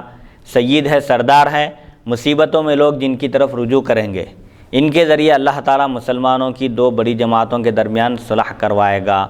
چنانچہ رسول اللہ صلی اللہ علیہ وسلم کی یہ پیشن گوئی پوری ہوئی. حضرت علی رضی اللہ عنہ کی شہادت کے بعد 6 مہینے تک امام حسن رضی اللہ عنہ نے خلافت کی ذمہ داری سنبھالی. اس کے بعد چونکہ بادشاہت کا آغاز ہونے والا تھا, کاٹ کھانے والی بادشاہت ہوگی, فرمایا حضور صلی اللہ علیہ وسلم آپ نے امیر معاویہ رضی اللہ عنہ کے حق میں دستبرداری اختیار کی. پھر آپ کی شہادت کا واقعہ پیش آیا سن غالباً 48 ہجری میں. پھر سن 60 ہجری میں امیر معاویہ رضی اللہ عنہ کی وفات ہوئی. وفات سے پہلے آپ نے لوگوں سے مشورہ کیا, چونکہ اختلافات بڑھ چکے تھے, فتنوں کا زمانہ تھا, فتنے رونما ہو رہے تھے. آپ نے مناسب سمجھا کہ مسلمانوں کو کسی ایک شخصیت پر متحد کر کے ذمہ داری حکومت کی ان کے حوالے کرنا چاہیے. اس کے لیے آپ نے اپنے بیٹے یزید کا انتخاب کیا, لوگوں سے مشورہ کیا,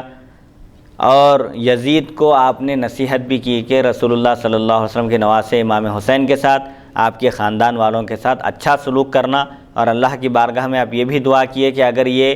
خلافت کا اہل نہیں ہے, ذمہ داری کو سنبھالنے کا اہل اور لائق نہیں ہے, تو اس کی حکومت کو مکمل نہ کر بلکہ اس کی حکومت ختم کر دے بیچ میں ہی. چنانچہ اب یزید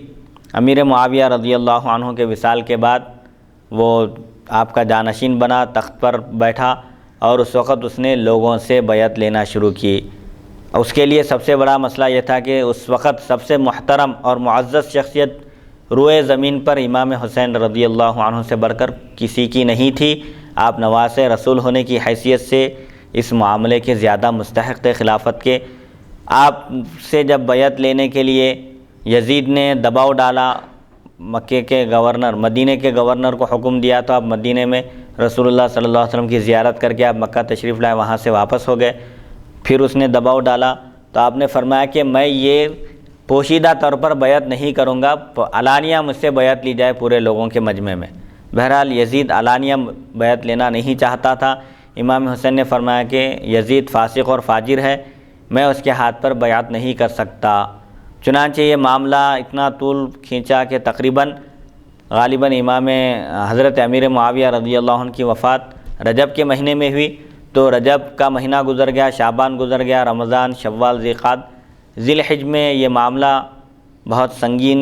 صورت اختیار کر گیا. پھر امام حسین رضی اللہ عنہ کو کوفیوں نے خطوط لکھے, خطوط پر خطوط لکھے کہ یزید فاسق اور فاجر ہے, ہم اس کے ہاتھ پر بیعت کرنا نہیں چاہتے, آپ نواسے رسول ہیں, آپ اس معاملے کے زیادہ مستحق ہیں, آپ آئیے, آپ متقی پرہیزگار ہیں, عادل ہیں, انصاف پسند ہیں, آپ آئیے, ہم آپ کے ہاتھ پر بیعت کریں گے اور آپ کی نگرانی میں ہم اپنے دینی اور دنیاوی امور کو انجام دیں گے. امام حسین رضی اللہ عنہ کو کوفیوں نے مسلسل خطوط لکھے. خطوط کے بارے میں روایتیں مختلف ہیں, کوئی کہتے ہیں 1200 خطوط لکھے گئے, کوئی کہتے ہیں 600 خطوط, کوئی کہتے ہیں 300, اور ایک قول یہ ہے کہ 150 خطوط پر تو سب کا اتفاق ہے. کوفیوں نے 150 خطوط لکھے. جس میں بار بار یہی کہا گیا کہ اگر آپ نہیں آئیں گے تو ہم قیامت کے دن اللہ کی بارگاہ میں عرض کریں گے کہ ہم نے امام حسین رضی اللہ عنہ کو بیعت کے لیے ہم نے بلایا لیکن وہ ہماری دعوت قبول نہیں کیے، ہم یزید کے ہاتھ پر مجبوراً بیعت کر لیں گے تو اس کا گناہ آپ کے سر ہوگا۔ تو امام حسین اس چیز کے اوپر جو ہے جو لوگ نعوذ باللہ امام حسین رضی اللہ عنہ کو سیاسی جنگ ہے اور یزید حق پر تھا اور نعوذ باللہ امام حسین حق پر نہیں تھے، یہ اس چیز پر غور نہیں کرتے بدبخت جو حضرت سیدنا امام حسین رضی اللہ عنہ پر الزام تراشی کرتے ہیں جی نعوذ باللہ، اللہ ہم سب کی اصلاح فرمائے۔ اور جبکہ یہ اہم واقعہ ہے کہ کم سے کم 150 خطوط پر تمام مؤرخین کا محدثین کا سب کا اتفاق ہے کہ 150 خطوط آنے کے بعد آپ نے پھر بھی، چونکہ آپ سے مکہ مکرمہ کے مدینہ منورہ کے شیدائی جو آپ کے محبین تھے، چاہنے والے تھے، یہی عرض کرنے لگے کہ کوفہ والوں کا کوئی اعتبار نہیں، انہوں نے آپ کے والد کے ساتھ بے وفائی کی، آپ کے والد شہید ہو گئے، امام حسن کے ساتھ بھی انہوں نے کیا سلوک کیا آپ نے دیکھا، ہم کو کوفہ والوں پر اعتبار نہیں ہے، آپ اللہ کی قسم آپ مت جائیے۔ حتیٰ کہ ابن عباس رضی اللہ عنہما نے تو امام حسین رضی اللہ عنہ کو سخت تاکید کیا، آپ سے عرض کیا کہ اس وقت پورے عالم میں آپ جیسی محترم شخصیت نہیں ہے، آپ قطعاً مت جائیے۔ بہت اصرار کیے، روکتے رہے، لیکن امام حسین فرمایا کہ نہیں، یہ تقدیر میں لکھا ہوا ہے، میرا جانا طے ہے۔ رسول اللہ صلی اللہ علیہ وسلم نے پیشن گوئی فرمائی تھی، مجھے جانا ہے اور مسلسل خطوط بھی آ رہے ہیں۔ ابن عباس عرض کیے اگر میں آپ کی اونٹ کے سامنے لیٹ جاتا اور آپ رک جاتے جانے سے تو میں یہ بھی کرتا تھا، یعنی آپ کو روکنے کی حتی الامکان جو تدبیر مجھ سے ہو سکتی ہے اور اس تدبیر کے ذریعے آپ رک سکتے تو ضرور میں وہ تدبیر اختیار کرتا، لیکن آپ کسی کی بات نہیں مانے اور اپنے چچازاد بھائی مسلم بن عقیل رضی اللہ عنہ کو آپ نے پہلے روانہ کیا اور ایک خط لکھا کوفیوں کو کہ میں اپنے بھائی مسلم بن عقیل کو بھیج رہا ہوں، ان کے ہاتھ پر بیعت کرو اور پھر وہاں کیسا ماحول ہے، وہاں کے حالات کیا ہیں اس سے مجھے باخبر کرو، اطلاع دو، پھر میں آؤں گا۔ مسلم بن عقیل کو بھیجا گیا تو ایک ہی وقت میں مسجد میں تقریباً 18,000 افراد نے آپ کے دست اقدس پر بیعت کی اور انہوں نے امام حسین کی تائید میں نعرے لگایا اور عرض کیا کہ اگر امام حسین رضی اللہ عنہ تشریف لائیں گے تو ہم آپ کی قیادت میں یزید سے لڑیں گے۔ لیکن یزید نے جب یہ صورتحال دیکھی، اس کو معلوم ہوا کہ پورا کوفہ امام حسین کی تائید میں ہے، تو اس نے اسی وقت ابن زیاد کو اپنا نائب بنا کر، گورنر بنا کر بھیجا اور اس نے لوگوں پر ایسی سختی کی کہ مسلم بن عقیل رضی اللہ عنہ کے ہاتھ پر جو 18,000 افراد نے بیعت کی تھی، سب نے اپنی بیعت توڑ دی، غالباً 3 یا 4 شخص باقی رہ گئے جو اپنے عہد پر اور امام مسلم بن عقیل کی بیعت پر قائم رہے۔ اور نوبت یہ پہنچ گئی کہ مسلم بن عقیل رضی اللہ عنہ کے 2 صاحبزادے بھی آپ کے ساتھ تھے، ان دونوں کو بھی شہید کر دیا گیا، بڑا طویل واقعہ ہے۔ اور مسلم بن عقیل رضی اللہ عنہ بھی تنہا رہ گئے، حالات بالکل بدل گئے، اور مسلم بن عقیل رضی اللہ عنہ جب پہنچے تھے کوفہ اور ہزاروں کی تعداد میں لوگ جوق در جوق آ کر آپ کے ہاتھ پر بیعت کیے تھے، آپ نے فوراً امام حسین کو ایک خط لکھا کہ ماحول سازگار ہے اور سب لوگ آپ کی تائید میں ہیں اور سب یہ چاہتے ہیں کہ اللہ کی حکومت قائم ہو، ایک امام عادل کی نگرانی میں ہم دین اور دنیا کے امور کو انجام دیں، لہذا ماحول سازگار ہیں، آپ تشریف لائیے، یہ کہہ کر خط لکھے۔ خط روانہ کرنے کے بعد حالات بدل گئے، آپ کو بہت افسوس ہوا، آپ کو پھر موقع بھی نہیں ملا کہ امام حسین کو آپ دوبارہ اطلاع دیں کہ یہاں کا ماحول بالکل بدل چکا ہے۔ جب تک یہ حالات ہو گئے تھے، امام حسین رضی اللہ عنہ مدینہ منورہ سے یا مکہ مکرمہ سے غالباً کوفہ کی طرف روانہ ہو چکے تھے۔ آپ کو راستے میں اطلاع ملی کہ امام مسلم بن عقیل کی شہادت ہو چکی ہے، لیکن آپ اپنا سفر جاری رکھے اور حضرت سیدنا امام حسین رضی اللہ عنہ اپنا سفر جاری رکھے۔ آپ کے ساتھ جو لوگ تھے آپ ان کو نصیحت کرتے رہے اور ان سے یہ بھی فرمایا کہ دیکھو یہ ہماری جو جنگ ہے یہ اقتدار کی جنگ نہیں ہے، یہ دنیا حاصل کرنے کی جنگ نہیں ہے، یہ بس صرف یزید جو فاسق اور فاجر ہے، لوگ اس کے ہاتھ پر بیعت کرنا نہیں چاہتے، وہ ایک عادل امام کو چاہتے ہیں، لہٰذا میں تم لوگوں کو حکم دیتا ہوں، میں تم لوگوں سے کہتا ہوں کہ تم لوگ ابھی بھی تم کو موقع ہے، جو میرے اس لشکر میں سے نکل کر اپنے اپنے وطن جانا چاہتے ہیں وہ لوگ چلے جا سکتے ہیں، ان پر کوئی گرفت نہیں ہوگی، میں قیامت کے دن پوچھوں گا بھی نہیں کہ تم لوگ نواس رسول کو چھوڑ کر چلے گئے۔ آپ نے بار بار لوگوں کو تاکید کی، دیکھو یہ میرا اور یزید کا معاملہ ہے، تم لوگ جانا چاہتے ہو تو جا سکتے ہو، بخوشی اجازت ہے،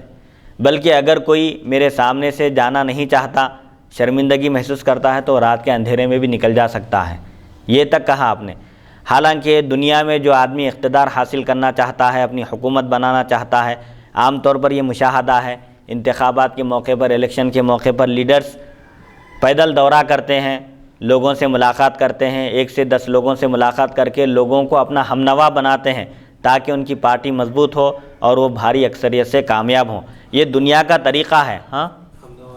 ہمنوا کا مطلب اپنا ہم خیال بناتے ہیں اور اپنی تائید میں لیتے ہیں لوگوں کو۔ لیکن سیدنا امام حسین رضی اللہ عنہ کا معاملہ دیکھیے، آپ لوگوں کو نصیحت کر رہے ہیں اور لوگوں کو چلے جانے کا حکم دے رہے ہیں۔ جو آدمی حکومت کا خواہاں ہوتا ہے، حکومت چاہتا ہے، وہ آدمی کبھی لوگوں کو یہ نہیں کہتا کہ تم لوگ میرا ساتھ مت دو، تم لوگ چلے جاؤ۔ اگر سیدنا امام حسین رضی اللہ عنہ نعوذ باللہ من ذالک اقتدار کے خواہش مند ہوتے تو آپ سارے مکے اور مدینے کے لوگوں کو اپنے ساتھ لے کر تشریف لے جاتے، لیکن آپ کو معلوم تھا کہ آپ کو اس میدان میں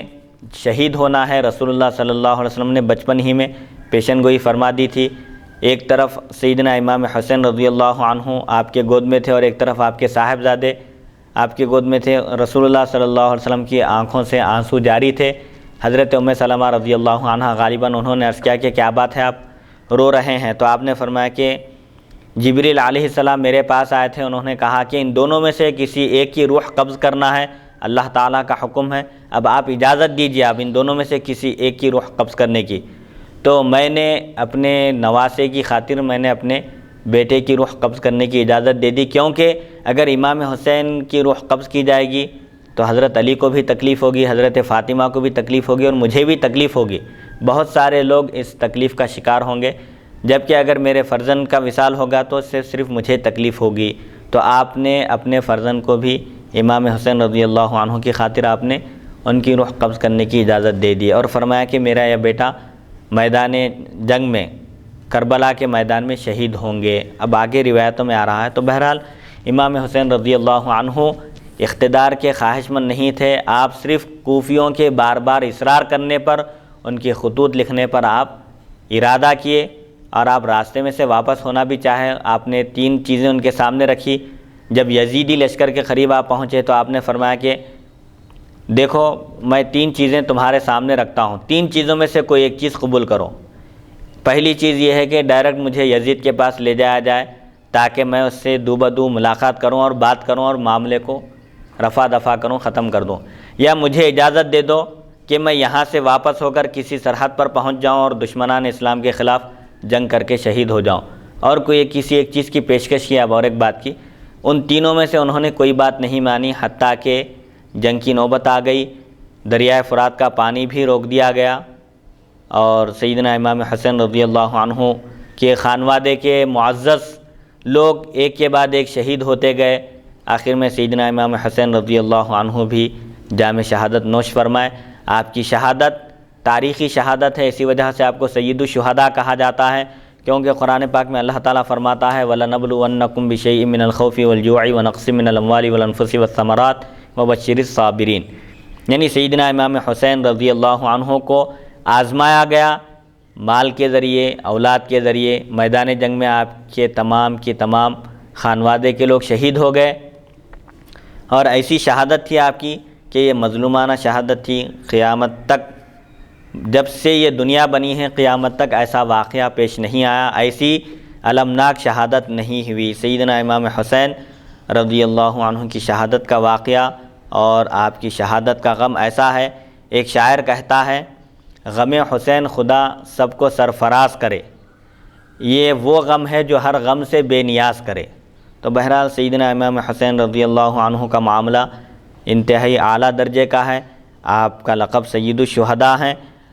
دوسرے شہداء میں جو کمی رہ گئی تھی، آپ کی شہادت کے موقع پر وہ تمام چیزوں کی تلافی ہو گئی۔ سیدنا حمزہ رضی اللہ عنہ کی جب شہادت ہوئی، رسول اللہ صلی اللہ علیہ وسلم تشریف لائے، آپ نے دیکھا اور فرمایا اگر مجھے صفیہ رضی اللہ عنہا کا ڈر نہ ہوتا، یعنی صفیہ رضی اللہ عنہا جو حمزہ رضی اللہ عنہ کی بہن ہے، وہ آپ کی نعش کو دیکھ کر کہیں گریبان چاک نہ کریں، کہیں رونے میں انتہا نہ کر دیں۔ حضور صلی اللہ علیہ وسلم فرماتے ہیں اگر مجھے اس بات کا اندیشہ نہ ہوتا تو میں حمزہ رضی اللہ عنہ کی نعش کو اسی طرح چھوڑنے کا حکم دیتا کہ پرندے کھا لیتے۔ مطلب یہ ہے کہ اللہ کی بارگاہ میں آدمی کی جتنی ذلت ہوتی ہے بظاہر اتنا ہی اس کا مقام و مرتبہ اونچا اور اعلیٰ ہوتا ہے۔ سیدنا امام حسین رضی اللہ عنہ کی شہادت کے بعد آپ کا جسد اقدس کربلا کے میدان میں پڑا ہوا تھا اور ہوائیں چل رہی تھی، مٹی اڑ رہی تھی۔ جن لوگوں نے شہداء کرام کے ان مقدس جسموں کو دیکھا، اس منظر کو دیکھا، انہوں نے بیان کیا، تو اس سے معلوم ہوتا ہے کہ حضرت حمزہ رضی اللہ عنہ کی شہادت کے موقع پر جو کسر رہ گئی تھی وہ کسر سیدنا امام حسین رضی اللہ عنہ کی شہادت کے موقع پر پوری ہو گئی۔ حضور صلی اللہ علیہ وسلم نے آپ کی شہادت کی بھی پیشن گوئی فرمائی تھی۔ حضرت ابن عمر رضی اللہ عنہما اس شخص کی حقارت کرتے ہوئے فرماتے ہیں کہ ان لوگوں کو تھوڑی بھی شرم اور حیا نہیں ہے، مچھر کے خون کا اتنا ان کو پاس و لحاظ ہے، پوچھ رہے ہیں، جبکہ ان کے ہاتھ نواسۂ رسول کے خون سے لت پت ہو چکے ہیں۔ تو صحابہ کرام رضی اللہ عنہم جو اس وقت موجود تھے، انہوں نے جو سیدنا امام حسین رضی اللہ عنہ کو روکنے کی کوشش کی اور خواہش کی، انہوں نے بار بار اصرار کیا، لیکن امام حسین رضی اللہ عنہ چونکہ تقدیر کو دیکھ رہے تھے، آپ تسلیم و رضا کی منزل سے گزر رہے تھے، اللہ کا منشا یہی تھا کہ آپ کی شہادت ہو، اور آپ کی شہادت سے حق اور باطل میں امتیاز ہو گیا۔ سیدنا امام حسین رضی اللہ عنہ کی شہادت کی وجہ سے اسلام کا بول بالا ہوا۔ قتل حسین اصل میں مرگ یزید ہے، اسلام زندہ ہوتا ہے ہر کربلا کے بعد۔ سیدنا امام حسین رضی اللہ عنہ کی سیرت اور آپ کی شہادت میں بے شمار نصیحتیں ہیں اور بے شمار پیغامات ہیں دین کی خدمت انجام دینے والوں کے لیے، اسلام قبول کرنے والوں کے لیے، کہ وہ ہر موڑ پر صبر کریں، صبر کا مظاہرہ کریں، چاہے جانی نقصان ہو، مالی نقصان ہو، اپنی آنکھوں کے سامنے اپنی اولاد ہلاک ہو جائے یا انتقال کر جائے یا حادثے کا شکار ہو جائے، سیدنا امام حسین رضی اللہ عنہ کی سیرت پیش نظر رہے۔ میدان کربلا میں آپ اپنے ہی صاحبزادوں کی نعش کو اٹھا کر لا رہے تھے اپنے ہاتھوں سے، جو آپ کے سامنے، آپ کی آنکھوں کے سامنے جام شہادت نوش کیے۔ امام حسین رضی اللہ عنہ پر جو مصیبتوں کے پہاڑ ٹوٹ پڑے، نہ ان کو بیان کیا جا سکتا ہے، نہ کربلا کے اس المناک اور دردناک منظر کو بیان کیا جا سکتا ہے۔ آج تک اس واقعے کی یاد تازہ ہے، لوگ بیان کرتے ہیں، بیان کرنے والے بیان کرتے ہیں۔ سیدنا امام حسین رضی اللہ عنہ کی سیرت اور آپ کی شہادت میں یہ پیغام ہے کہ ایک مومن ہمیشہ اللہ کی رضا اور اس کی خوشنودی طلب کرنے کی کوشش کرے۔ اللہ کی راہ میں اگر اس کی جان چلی جائے، اس کا مال قربان ہو جائے، جان قربان ہو جائے، تو اس کی بھی فکر نہ کرے، اس کی فکر صرف یہی ہو کہ اسلام پر آنچ آنے نہ پائے۔ سیدنا امام حسین رضی اللہ عنہ اگر یزید کے ہاتھ پر بیعت کر لیتے تو یہ قیامت تک کے لیے نظیر بن جاتی کہ ایک فاسق اور فاجر سے مصالحت کی جا سکتی ہے، لیکن آپ نے اپنی جان دینا گوارا کی، لیکن فاسق کے ہاتھ میں آپ نے اپنا ہاتھ نہیں دیا۔ اسی لیے سلطان الہند سیدنا غریب نواز خواجہ معین الدین چشتی رحمۃ اللہ علیہ فرماتے ہیں کہ شاہ است حسین بادشاہ است حسین۔ سیدنا امام حسین رضی اللہ عنہ شاہ ہیں، بادشاہ ہیں۔ آپ کو بادشاہ کہا گیا کیونکہ رسول اللہ صلی اللہ علیہ وسلم خود فرماتے ہیں کہ امام حسن اور امام حسین جنتی نوجوانوں کے سردار ہیں۔ جب ابدی نعمتوں کے وہ سردار ہیں، بادشاہ ہیں، یہ تو دنیا ہے، ان کی حکومت لوگوں کے دلوں پر ہے، اور دنیا کے بادشاہ ظاہری جسموں پر حکومت کرتے ہیں، اور اولیاء کرام کی حکومت لوگوں کے باطن پر ہوتی ہے، ان کے دلوں پر ہوتی ہے۔ جیسا کہ میں نے اس سے پہلے ایک واقعہ عرض کیا کہ ایک بادشاہ جو حج کے ارکان اور فرائض کو ادا کرنے کے بعد حجر اسود کو بوسہ دینے کے لیے وہ لوگوں کے ہجوم کے ہٹنے کا انتظار کر رہا تھا، بہت دیر ہو گئی، لیکن کیا دیکھتا ہے کہ ایک صاحب وقار کے ساتھ پوری شان و شوکت کے ساتھ جب آگے بڑھے تو دیکھتے ہی دیکھتے بغیر بولے کے، بغیر ہٹائے کے مجمع خود بخود چھٹ گیا، لوگ ہٹ گئے اور آنے والے صاحب کو راستہ دیے، وہ تشریف لائے اور حجر اسود کا بوسہ دیا اور واپس ہو گئے۔ تو جو لوگ ان کو نہیں جانتے تھے انہوں نے بادشاہ سے پوچھا کہ آپ تو حاکم ہیں، بادشاہ ہیں، سلطان وقت ہیں، لیکن آپ کا لوگوں پر رعب نہیں ہے، آپ کو لوگ جگہ نہیں دیے، آپ کو آگے بڑھ کر بوسہ دینے کا موقع فراہم نہیں کیے، لیکن یہ کون صاحب ہیں جن کو ہم جانتے بھی نہیں، لیکن جب وہ آگے بڑھتے ہیں، آتے ہیں حجر اسود کا بوسہ دینے کے لیے تو لوگ خود بخود ان کے لیے راستہ دے دیتے ہیں۔ تو بادشاہ نے سوچا کہ اگر میں یہ کہوں کہ نواز رسول ہیں، سیدنا امام زین العابدین ہیں، تو لوگوں کا رجحان ان کی طرف ہو جائے گا، اس لیے وہ بتکلف جاہل بن گیا اور کہنے لگا کہ میں ان کو نہیں جانتا، کون ہے مجھے پتہ نہیں۔ تو اس وقت وہاں پر فرزدق نامی شاعر تھا، اس نے کہا ارے ان کو آپ نہیں جانتے، تعجب کی بات ہے، یہ وہ ذات گرامی ہیں جن کو حل اور حرم یعنی مکے کے، عرب کے اور عجم کے سب لوگ جانتے ہیں، یہ نواسۂ رسول ہیں، ان کی شخصیت کسی سے پوشیدہ نہیں ہے، اور ان کے فضائل اور کمالات یہ ہیں کہ فضیلت کو بھی فضیلت ملتی ہے ان کے در سے۔ تو سیدنا امام زین العابدین رضی اللہ عنہ کی حکومت لوگوں کے ظاہری جسم پر نہیں بلکہ لوگوں کے دلوں پر تھی، تو اولیاء کی حکومت یہی ہوتی ہے۔ سیدنا امام حسین رضی اللہ عنہ لوگوں کے دلوں کے بادشاہ تھے۔ سیدنا غریب نواز رحمۃ اللہ علیہ نے بھی فرمایا کہ شاہ است حسین بادشاہ است حسین، دین است حسین دین پناہ است حسین۔ امام حسین سرتاپا دین ہیں، اسی لیے رسول اللہ صلی اللہ علیہ وسلم جب سجدے میں جاتے اور امام حسین رضی اللہ عنہ آپ کی پشت اقدس پر سوار ہو جاتے، بیٹھ جاتے، تو رسول اللہ صلی اللہ علیہ وسلم صرف امام حسین کی خاطر اپنے سجدے کو دراز فرما دیتے کہ اگر آپ سجدے سے اٹھتے تو امام حسین گر جاتے اور ان کو تکلیف ہوتی۔ آپ کو اتنا خیال تھا کہ آپ عین عبادت میں بھی ہوتے تو اس کا لحاظ کرتے تھے، سیدنا امام حسین رضی اللہ عنہ کو کوئی تکلیف نہ پہنچنے پائے، اسی لیے آپ کو دین کہا گیا۔ سرتاپا دین ہے، جدھر امام حسین ہو دین ادھر ہی ہے، اسی لیے رسول اللہ صلی اللہ علیہ وسلم نے فرمایا کہ اہل بیت اطہار اور دین دونوں، قرآن اور اہل بیت اطہار ایک دوسرے سے جدا نہیں ہو سکتے یہاں تک کہ وہ حوض کوثر پر مجھ سے ملاقات کریں۔ تو جہاں امام حسین ہے وہاں دین ہے، اور جہاں امام حسین ہے وہاں حق ہے، حق آپ کے ساتھ ہے۔ یزید باطل پر تھا، جو لوگ یزید کی تائید کرتے ہیں ان کو اپنے انجام کے بارے میں غور و فکر کرنا چاہیے۔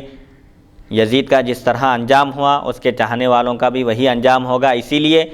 سیدنا امام حسین رضی اللہ عنہ سے محبت کرنا چاہیے۔ آپ یقیناً حق پر تھے، آپ کی شہادت کا واقعہ پیش آیا، آپ کی شہادت ہونے سے یہ نہیں سمجھنا چاہیے کہ آپ شکست کھا گئے، ہار گئے، ہرگز نہیں، بلکہ اصل میں فتح تو امام حسین کی ہوئی۔ یزید یہ چاہتا تھا کہ آپ کا ہاتھ یزید کے ہاتھ میں ہو، آپ یزید کے ہاتھ پر بیعت کریں، لیکن یزید اس چیز کو حاصل نہیں کر سکا، حتیٰ کہ آپ کی شہادت کے بعد آپ کا سر انور اس کے دربار میں پہنچا، لیکن وہ ہاتھ حاصل نہیں کر سکا۔ اسی لیے غریب نواز فرماتے ہیں دین اس حسین بادشاہ اس حسین، سر داد نہ داد در دست یزید، سر دے دیا آپ نے لیکن یزید کے ہاتھ میں ہاتھ نہیں دیا۔ حقا کے بنا لا الہ است حسین، امام حسین لا الہ الا اللہ کی بنیاد ہیں، آپ سے محبت اصل ایمان ہے۔ بہرحال سیدنا امام حسین رضی اللہ عنہ کی شہادت کا ایک واقعہ ہے جو ہر ایک مسلمان کے لیے اس میں عبرت ہے، نصیحت ہے، اور بہت سارے خوبیوں کو اور بہت سارے احکامات کو واقعہ اجاگر کرتا ہے۔ اور جو لوگ امام حسین رضی اللہ عنہ کی شہادت میں بالواسطہ شریک تھے یا بلا واسطہ، ان سب کو اپنے انجام کے بارے میں غور و فکر کرنا چاہیے۔ یہاں پر سیدنا ابن عمر رضی اللہ عنہما نے بھی اس شخص کی تحقیر کرتے ہوئے فرمایا ان لوگوں نے نواسۂ رسول کو شہید کر دیا، اس وقت کچھ خیال نہیں آیا، اور آج مچھر کے خون کے بارے میں پوچھ رہے ہیں، افسوس ہے ان پر۔ اور سابقہ امتوں میں نبی کے بیٹے کو یا نبی کی اولاد کو قتل کرنے کا، شہید کرنے کا طریقہ نہیں تھا۔ حضرت بندہ نواز رحمۃ اللہ علیہ فرماتے ہیں کہ یہ بدعت صرف اس امت کی خصوصیت ہے، مطلب یہ ہے کہ یہ امت ہی ایسا کام کی ہے، ایسا عبرتناک کام کی ہے کہ انہوں نے نواسۂ رسول سیدنا امام حسین رضی اللہ عنہ کو شہید کیا۔ الحمدللہ آج کی جو نشست شروع ہوئی تھی، بالکل ایک مختصر سا سوال میں یہ عرض کرنا چاہوں گا، جو لوگ حضرت امیر معاویہ رضی اللہ عنہ پر الزام تراشی کرتے ہیں، جی یہاں پر امیر معاویہ رضی اللہ عنہ جو ہے فتنہ و فساد، یعنی کئی مسلمانوں کے تاکہ جو ہے نا ان کا خون نہ ہو، فتنہ و فساد نہ ہو، جھگڑا نہ ہو، اور لوگوں کی جانوں کا تحفظ ہو، تو اس لیے آپ نے کیا کیا، بحالت مجبوراً فتنے کو دبانے کے لیے اپنے فرزند کو تاکید کی، تو بادشاہ تو بنا رہا ہوں لیکن ایک صورت یہ ہے جب تک کہ تو اللہ و رسول کی اطاعت پر اور اہل بیت کا احترام، ان سے تعظیم، ان سے محبت کرتے رہے گا، ان تمام کے حقوق پورے کرتے رہے گا، تو تجھے حق ہے اس بادشاہت پر قائم اور باقی رہنے کا۔ اگر تو نافرمانی کرے گا اور اہل بیت اطہار کو ایذا پہنچائے گا، تکلیف پہنچائے گا، تو اسی وقت تجھے بادشاہ سے ہٹا دیا جائے۔ اس بات پر کوئی توجہ نہیں دیتے۔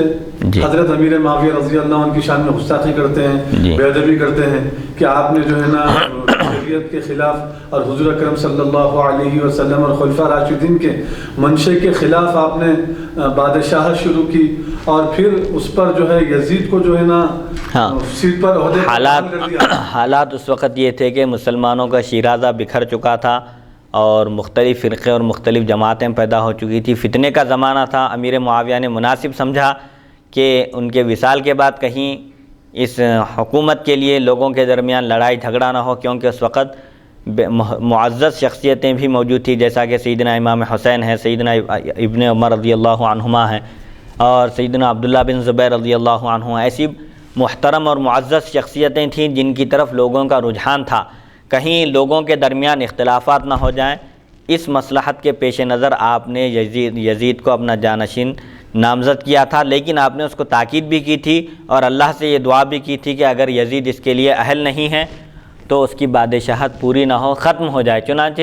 3-4 سال کے اندر یزید کا خاتمہ ہو گیا اور اس کی حکومت بھی ختم ہو گئی، اس کا نام و نشان بھی مٹ گیا۔ بددعا دی سمجھیے، اولاد کی اس میں بددعا دی، باپ کوئی باپ، یعنی اسی شرط کے ساتھ آپ اس کو خلیفہ، اس کو جانشین بنائے کہ وہ اللہ کے حدود کا لحاظ رکھے گا اور اہل بیت اطہار کے ساتھ حسن سلوک کرے گا، کسی کو تکلیف نہیں پہنچائے گا۔ انشاءاللہ اگلی نشست میں اور بہت ساری باتیں ہیں اور بہت سارے واقعات ہیں جن کے تسلسل کو انشاءاللہ اگلی نشست میں بیان کیا جائے گا۔ یہ 10ویں نشست ہے، انشاءاللہ 11ویں نشست میں اور بہت ساری چیزوں کو پیش کیا جائے گا۔ اللہ تعالیٰ سے دعا ہے کہ وہ ہم کو سننے اور سنانے سے زیادہ احکام شریعت پر عمل کرنے کی توفیق عطا فرمائے۔ وصلی اللہ تعالیٰ علی خیر خلقہ سیدنا محمد و آلہ و صحبہ اجمعین والحمد للہ رب العالمین۔